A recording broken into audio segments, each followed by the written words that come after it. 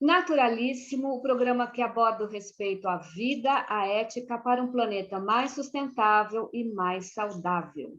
Hoje nós vamos falar de um assunto muito importante, que são as carnes cultivadas e as proteínas alternativas. Vamos falar um pouquinho desse mercado. E nossa convidada hoje é a Cíntia Schuch, que participou com o painel palestrando no New Meat 2021. O New Meat 2021 é um fórum digital internacional de carnes cultivadas e também proteínas alternativas que começou no último dia 21 de setembro e vai com uma programação bastante interessante até o dia 31 de dezembro. Você pode acessar no site newmeat.com.br. Cíntia, muito obrigada pela sua participação aqui no Naturalíssimo. Muito obrigada a você pelo convite, o prazer é meu e muito obrigada a todos os ouvintes pela atenção. Aqui é a Rádio Baruch FM, a rádio que a gente faz, compartilha e curte. Cíntia, explica para a gente o que é de fato a carne cultivada, que tamanho que tem esse mercado no Brasil? Olha, a carne cultivada, ela é, do ponto de vista do consumidor, né, uma carne que pretende, né, e certamente chegará a esse ponto, ter o mesmo sabor, a mesma textura, e ela é uma carne de origem animal, né, no sentido de que o componente genético desse músculo, dessa carne, ou seja ela na forma que for, é o DNA de um animal, pode ser o DNA de uma galinha, ou de uma vaca, ou o DNA de um porco, só que ela não exige a criação de um animal, de um ser, né, com todas as características que nós sabemos do que define um animal, seja um ser senciente, que tem, enfim, toda a sua biologia voltada para que esse animal possa ter a vida dentro da sua história de vida natural, né? Ela é apenas, ela não depende do nascimento, da criação de um animal, ela é simplesmente o cultivo de células que vão virar um pedaço de músculo, então uma carne, uma bisteca, um hambúrguer, etc. Mas nunca houve um animal por trás disso.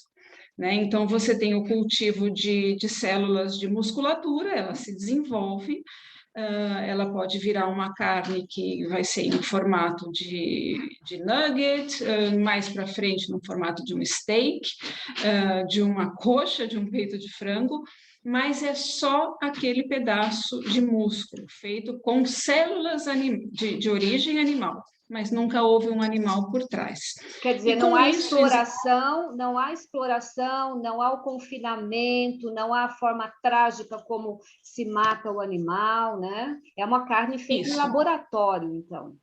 Isso, é no mesmo sentido, quando a gente fala muitas vezes em laboratório, as pessoas acham que é algo que não é natural, né? Mas é um processo natural de multiplicação celular que é feito em condições limpas, ascéticas. Como se fabrica a cerveja, será fabricada a carne cultivada, né? E já está sendo fabricada, inclusive em Singapura já está disponível em restaurantes e tal. Então, é um processo de desenvolvimento de musculatura, de carne animal, sem ter o animal, sem ter os problemas éticos, sem ter os problemas de saúde pública, de contaminação alimentar, que, né, é um pedaço de carne que não vai ter tido um intestino, que não vai ter tido um pulmão, né? Então, todo aquele problema de contaminação alimentar, de doenças zoonóticas, né, doenças de origem animal, vai deixar de existir, porque não vai haver contaminação por salmonela, por listéria, por campylobacter, seja lá pelo patógeno que for, vai ser algo muito mais limpo e muito mais sustentável. Não sei se você gostaria que eu entre nessa questão também. Na verdade, a gente entende, né, que a produção de alimentos tem que ter essa segurança alimentar também. E a primeira carne que eu vi feita em laboratório aqui no Brasil é bastante recente, você me corrige se eu estiver errada. Ela foi feita agora, 2019, embora a gente tenha mais de 100 empresas no Brasil produzindo hambúrguer vegetal e startups e tudo mais. Então, é um mercado crescente. Agora, essa carne cultivada é recente mesmo, né? Olha, o primeiro hambúrguer de carne cultivada, ele foi lançado, inclusive, numa palestra em 2013, né? Ele pelo um pesquisador na Holanda. Então, claro, a gente está falando de menos de uma década atrás, né? 2013 é relativamente recente. E de lá para cá, muitas empresas, principalmente Estados Unidos, Holanda, Europa, Israel, enfim, em vários países, né, e também começando aqui no Brasil, começaram a trabalhar nessa questão, empresas e universidades, né? Então, universidades das melhores possíveis, até temos aqui a Universidade Federal do Paraná também, que está envolvida com isso.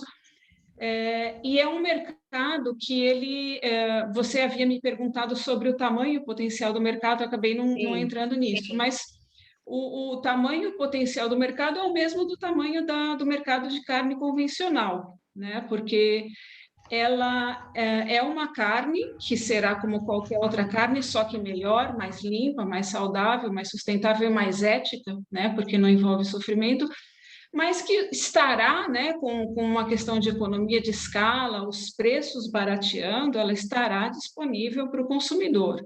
Então, o consumidor que come a carne convencional não teria por que continuar comendo a carne convencional, havendo paridade de preço, sendo que esta é uma carne com o mesmo gosto, com componentes de saúde individual que serão melhores, né? Você pode ter uma carne que ela é desenvolvida para não ter gordura saturada, para ter uma série de benefícios que a carne de um animal não tem, né?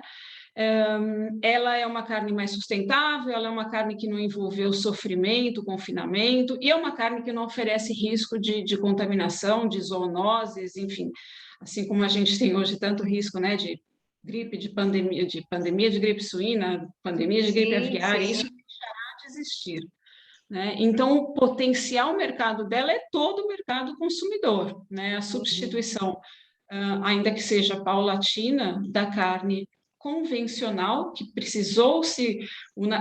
necessitou do nascimento, da criação e do abate de um animal, pelo desenvolvimento em condições mais limpas, mais ascéticas, como se faz a cerveja, né, em cores e tal, de algo que é somente aquilo que vai ser consumido, ao gosto do consumidor, tendo as mesmas propriedades, né, em termos de textura, sabor da carne de um animal.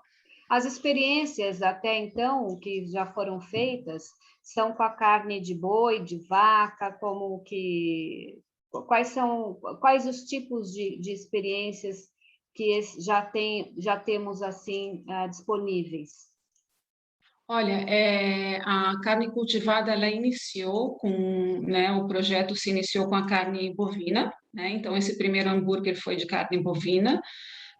Tem muitas empresas já desenvolvendo carne de frango, né? O frango é uma das carnes mais consumidas hoje em dia, então existe um interesse muito grande em desenvolver carne de frango de laboratório, cultivada, né? São esses vários nomes que são usados.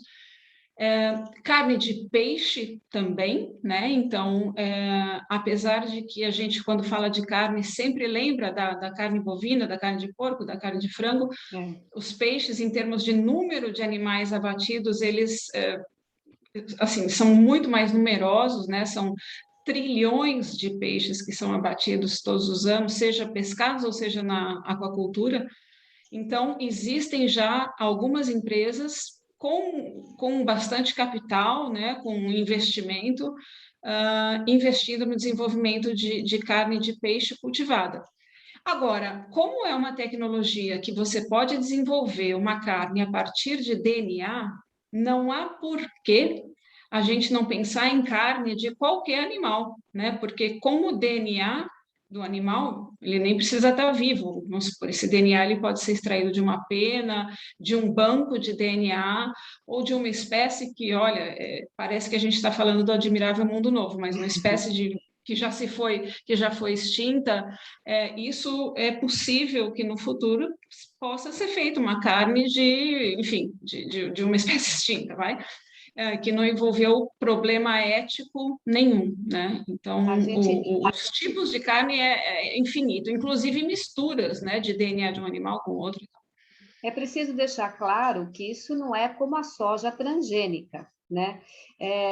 Na verdade, essa carne cultivada em laboratório é diferente, ela tem outros componentes químicos, essa transgenia que tem na soja, ela se parece, se assemelha em alguma coisa Não, com a carne?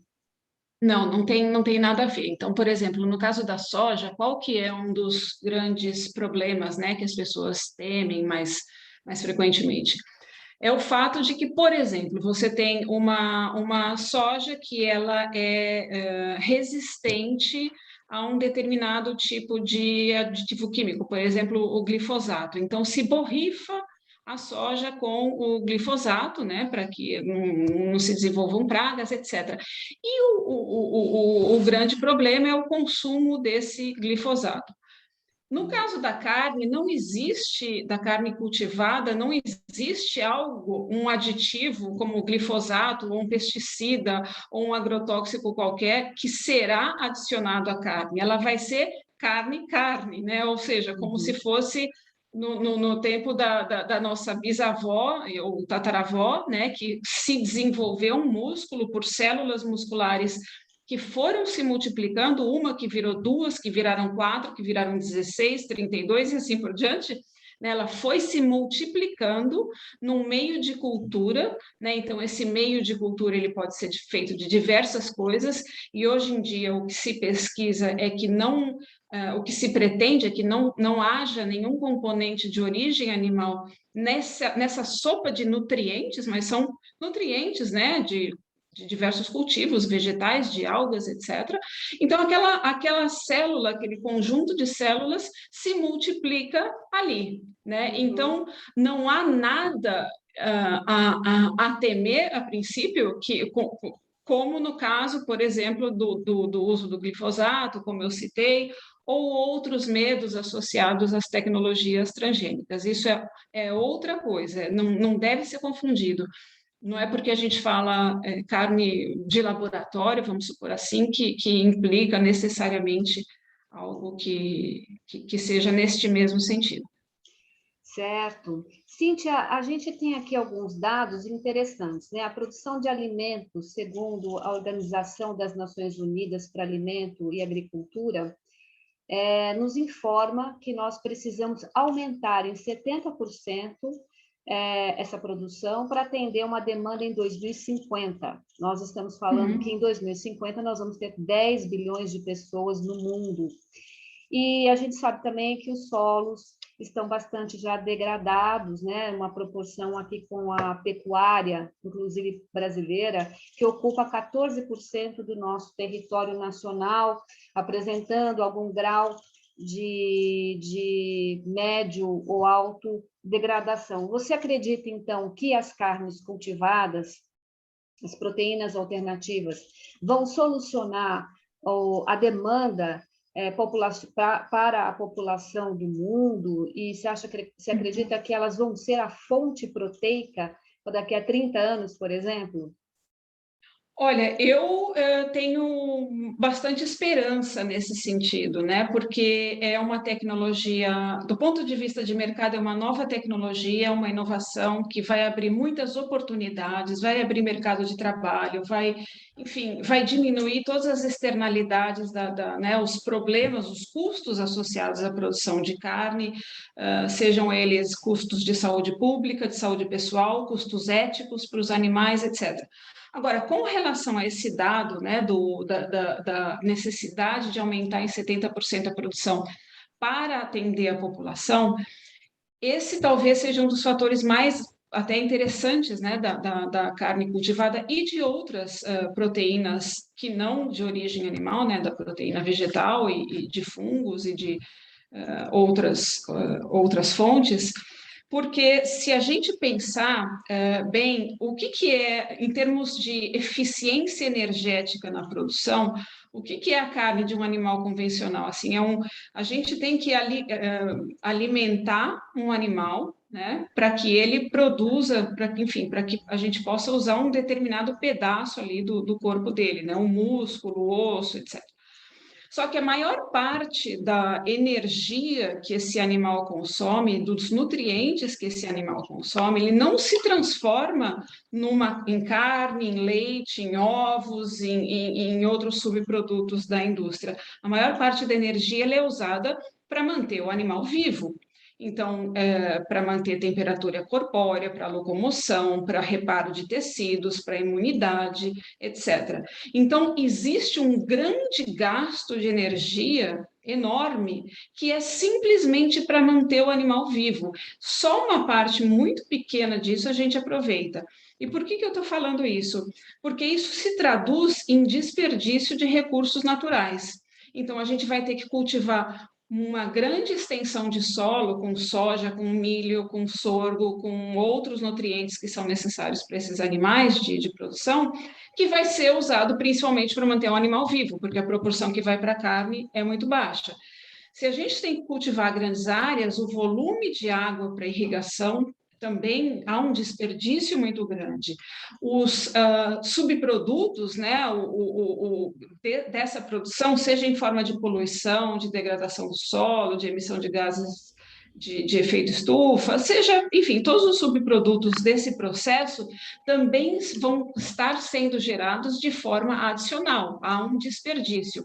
Ou seja, para qualquer pessoa que tem um negócio, ela ou que vai fazer uma negociação, ela sabe que quanto mais atravessadores, quanto mais intermediários, mais ineficiente é o processo. E o animal é um atravessador, né? Então, a produção de comida através do uso de animais, ela tem esse atravessador de energia, de nutrientes, que é um enorme desperdício. Ele fica com um quinhão ali da energia dos recursos naturais muito grande. O que acontece quando a gente passa a produzir carne cultivada? A gente não tem que manter um animal vivo, não tem animal nenhum, a gente só tem a célula animal se reproduzindo para virar carne. Então, a única coisa que consome energia, recursos naturais, é aquilo que vai ir diretamente para o consumidor. É um processo muito mais eficiente. Sendo mais eficiente, você precisa de menos recursos naturais, né? Menos água, menos terra, menos, enfim, tudo. E você economiza isso tudo de recursos naturais. Existe uma conta feita há um tempo atrás que se o mundo todo passasse a se alimentar de fontes de proteína vegetal, nós poderíamos alimentar quase mais 4 bilhões de pessoas com a mesma extensão de terra cultivada que a gente tem hoje em dia. Uhum. A conta para carne cultivada, né, ou carne de laboratório, etc., é um pouco parecida, porque apesar de que ela consome um pouco mais de recursos naturais do que a proteína vegetal, ela consome muito menos do que se você tiver que criar um animal inteiro, né, e está tendo que sustentar ele durante toda a vida dele. Então, nesse sentido, a carne cultivada ela é muito mais sustentável do que a carne de um animal convencional. Nós estamos conversando com a Cíntia Schulck, que é diretora científica da Origem Científica. É isso mesmo?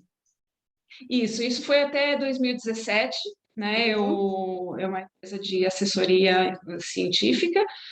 No momento, eu sou diretora científica da Sociedade Vegetariana Brasileira, do Departamento de Saúde Global da International Vegetarian Union e também do projeto Welfare Footprint Project, que trabalha com bem-estar e saúde de animais de produção.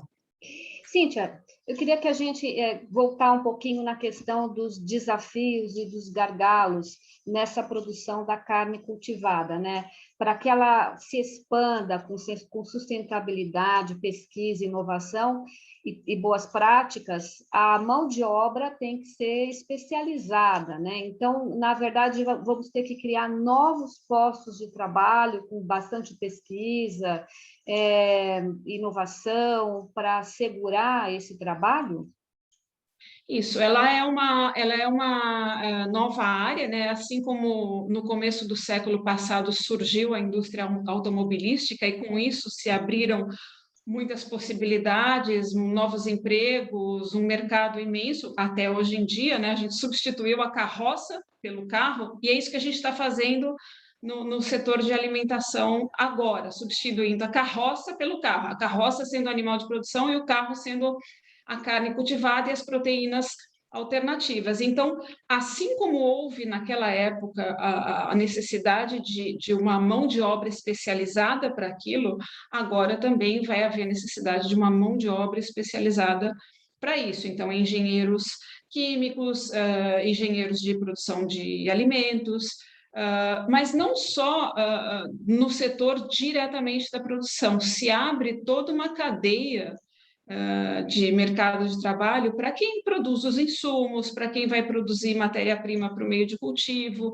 para o profissional que está lá na ponta da cadeia em contato direto com o consumidor, né, para a venda desses produtos, para a possível diversificação desses produtos. Então, quando a gente fala, muitas vezes a pessoa tem medo, mas e essa mão de obra toda que está trabalhando na cadeia pecuária convencional, né? Então, é um processo natural, assim como o progresso tecnológico em várias outras áreas surgiu dessa substituição do trabalho, nesse caso também vai surgir, né? Então, você substitui a indústria convencional por uma indústria mais moderna, mais sustentável, mais ética, mais limpa, mais eficiente, né? Que abre novas oportunidades. Então, precisamos de pessoas nas universidades, em startups, trabalhando com tecnologia alimentar, mas precisamos também de atenção a toda a cadeia de suprimento dos insumos e dos produtos que vão ser usados nesse novo mercado tecnológico. Uhum. Aqui no Brasil, quantas empresas estão trabalhando com carne cultivada? Olha, a Universidade Federal do Paraná está começando a trabalhar e até recentemente, porque eu não estou no Brasil, eu estou na Espanha, né? Então eu não estou acompanhando de perto o que está aí no Brasil.